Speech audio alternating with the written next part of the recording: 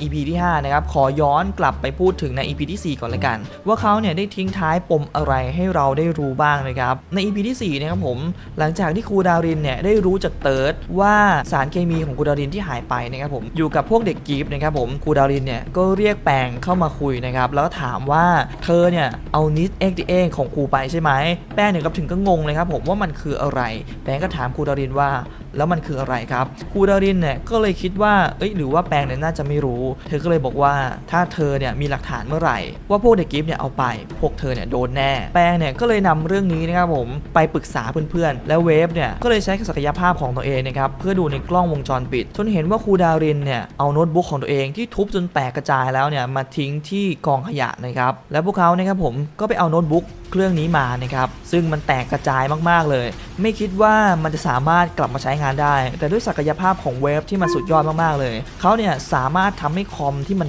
พังๆเนี่ยโน้ตบุ๊กที่มันพังๆเนี่ยกลับมาใช้งานได้จนเวฟเนี่ยได้รู้ว่าที่จริงแล้ว NIS-88 เนี่ยมันคืออะไรนะครับ NIS-88 นะครับผมมันคืออาวุธชีวภาพครับหรือจะเรียกอีกอย่างหนึ่งว่าไวรัสก็ได้มันเป็นไวรัสนะครับที่ทำให้เป็นโรคไข้สมองอักเสบนั่นเองผลข้างเคียงของโรคนี้นะครับจะมีอาการปวดหัวค่อนข้างรุนแรงอาเจียนเป็นไข้อย่างรุนแรงมากๆเลยเนี่ยก็ถึงกับทำให้สมองเสื่อมได้เลยนะครับแล้วก็อาจจะเสียชีวิตได้และขณะเดียวกันครับเกรซกับเติร์ดเนี่ยเขาก็บุกเข้าไปในห้องสแกนสมองเพราะว่าเขาอยากรู้ว่าจริงๆแล้วเนี่ยไทม์เป็นอะไรกันแน่นะครับจนได้ไปเห็นผลการสแกนสมองนะครับผมทำให้รู้ว่าพวกเขาทุกคนนะครับผมในรุ่นใหม่เนี่ยเด็กกีฟรุ่น16นะครับพวกเขาเนี่ยสมองอักเสบกันทุกคนเลยหลังจากที่เขาได้รู้นะครับผมเติร์ดก็มีอาการปวดหัวค่อนข้างรุนแรงนะครับรวมถึงเด็กกีฟคนอื่นๆด้วยนะครับผมมีการปวดหัวค่อนข้างรุนแรงพวกรุ่นพี่นะครับก็มาประชุมกันแล้วบอกว่ามีคนเข้าไปขโมยสารตัวนี้เนี่ยออกมาจากห้องของครูดารินเพื่อมาแพร่กระจายและใครล่ะเป็นคนทำแบบนั้นมันต้องการอะไรกันแน่ภาพก็ตัดมาให้เราได้เห็นนะครับว่าคนที่นั่งอยู่ข้างบนแล้วไม่ได้ร่วมประชุมในครั้งนี้เนี่ยก็คือกรนั่นเองซึ่งกรเนี่ยก็ยืนมองเพื่อนๆแล้วก็เดินออกจากห้องไปนะครับเขาไปค้นหาหลอดสีแดงซึ่งเป็นหลอดนิสเอ็กซ์เอ็กนะครับตรงนี้เนี่ยทำให้เราได้รู้ว่าที่แท้จริงแล้วกรคือคนที่อยู่เบื้องหลังกลุ่มแอนตี้กิฟเต็ดนะครับและเขาก็คือไอ้ฮูดดำนั่นเองซึ่งไอ้คนที่เข้าไปขโมยนิด88เนี่ยออกมาก็เอามาให้เขานั่นแหละและเขาก็ใช้กับรุ่นน้องนะครับผมทำให้รุ่นน้องเนี่ยสมองอักเสบทุกคนเลยก่อนเขาก็ได้พูดไว้ใน EP ก่อนแล้วนะครับตอนที่เขาเนี่ยปิดหน้าปิดตาและใช้การแปลงเสียงอยู่นะครับเขาบอกว่าไอ้พวกเด็กกิฟมันคิดว่าพวกมันเนี่ยเป็นฮีโร่พวกเราต่างหากล่ะที่เป็นฮีโร่ก่อนเนี่ยทำแบบนี้เขาอาจจะต้องการโดดเด่นอาจจะต้องการอยากจะเป็นฮีโร่จริงๆอย่างที่เขาพูดก็ได้เพราะว่าในซีซั่นแรกนะครับผมกรเนี่ยแทบจะไม่โดดเด่นอะไรเลยด้วยศักยภาพของตัวเองมันก็ไม่มีอะไรโดดเด่นนะครับเทียบเท่ากับคนอื่นในรุ่นแล้วเนี่ยซีซั่นนี้กรอาจจะมีความคิดที่แบบว่าอยากจะเป็นใหญ่บ้างก็เป็นได้นะครับเขาถึงมาตั้งกลุ่มแอนตี้กิฟเต็ดและมาทำอะไรแบบนี้นะครับหรือไม่เขาอาจจะต้องการกำจัดเด็กกิฟรุ่นใหม่เพื่อให้เขาเนี่ยได้ขึ้นเป็นใหญ่เองก็เป็นได้นะครับโอเคอันนี้เป็นการวิเคราะห์นะครับผมพวกคุณคิดยังไงก็ลองคอมเมนต์เข้ามาดูต่อจากนี้จะไปวิเคราะห์ตัวอย่างใน EP ที่5กันแล้วนะครับ EP ที่5เนี่ยในตัวอย่างก็ให้เราได้เห็นว่ากลุ่มเด็กกีฟรุ่น16นะครับผมเขาเนี่ยใส่เสื้อผู้ป่วยกันหมดเลยเหมือนต้องเข้ามาพักฟื้นนะครับทั้งเติร์ดทั้งไทม์นะครับซึ่งไทม์เนี่ยก็หน้าตาแบบโห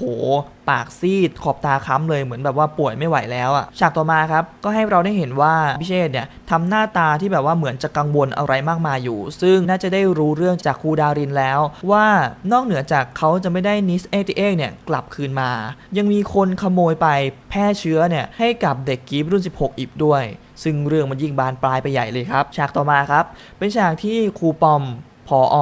และครูดารินนะครับมานั่งประชุมกันครูปอมเนี่ยบอกว่าเด็กกีฟรุ่น16เนี่ยติดเชื้อกันทุกคนเลยถ้าเรารักษาได้ไม่ทันพวกเขาอาจจะสมองเสื่อมกันได้และฉากต่อมาครับเป็นฉากที่รุ่นพี่กิฟเต็ดนะครับผมทุกคนเนี่ยเข้ามาประชุมกันโดยที่เวฟเนี่ยมานั่งดูกล้องวงจรปิดนะครับแล้วเขาก็บอกว่าไอคนที่เข้าไปขโมยของในห้องครูดารินเนี่ยมันใช้รหัสเดียวกับพวกเราซึ่งเป็นรหัสของเด็กเกมนั่นเองที่ใช้ผ่านประตูเข้าไปเพื่อขโมยของนะครับเวฟเนี่ยก็เลยบอกว่า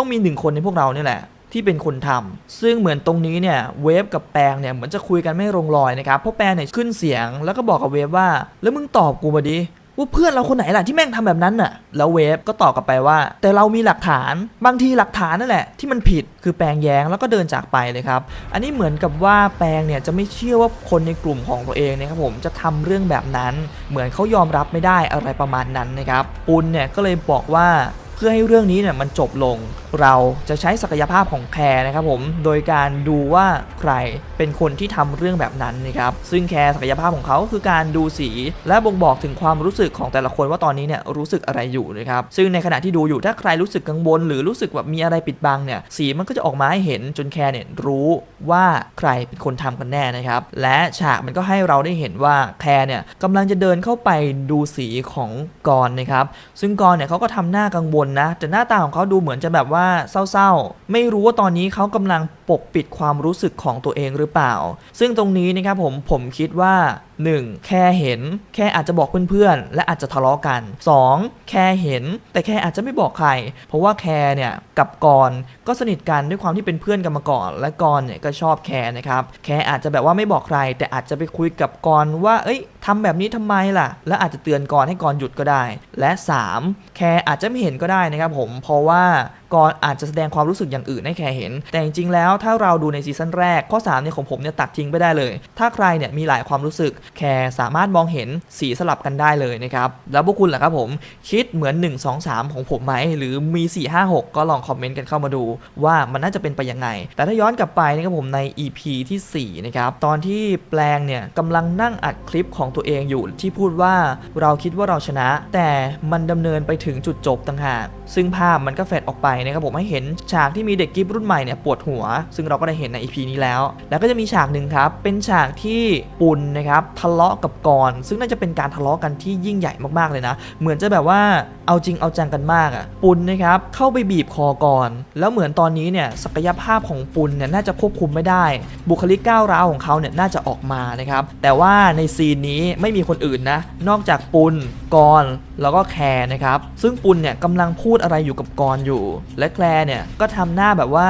เหมือนจะร้องไห้นะเหมือนแบบอยากเข้ามาห้ามแต่ก็แบบว่าไม่กล้าเข้ามาด้วยความที่เธออาจจะรู้ว่ากรเป็นคนทำเลยไม่กล้าเข้ามาขวางปุณหรือเปล่าถ้ามันตรงกับที่ผมเดานะครับแคร์รู้แล้วเธอไม่บอกใครเธออาจจะมาคุยกับกรและปุณเข้ามาได้ยินจนปุณเนี่ยต้องเข้ามาเค้นความจริงจากกรว่ามึงทำไมอะไรอย่างนี้อันนี้คือผมเดานะผมไม่รู้เลยนะครับผมเพราะว่าจริงๆแล้วเนี่ยซีรีส์มันพลิกแพลงมากๆเราดูในตัวอย่างเนี่ยเราอาจจะคิดเองได้เยอะแยะมากมายนะครับแต่ออกอากาศจริงๆแล้วเนี่ยมันไปอีกทางหนึ่งเลยนะครับผมพวกคุณเนี่ยมีความคิดเห็นอย่างไรลองคอมเมนต์กันเข้ามาดูนะครับผ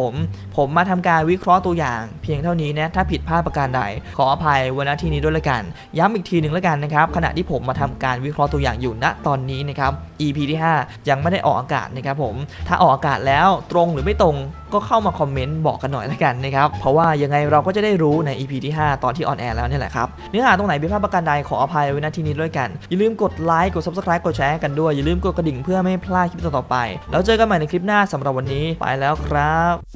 ฝากกดติดตามกดไลค์กดแชร์กด Subscribe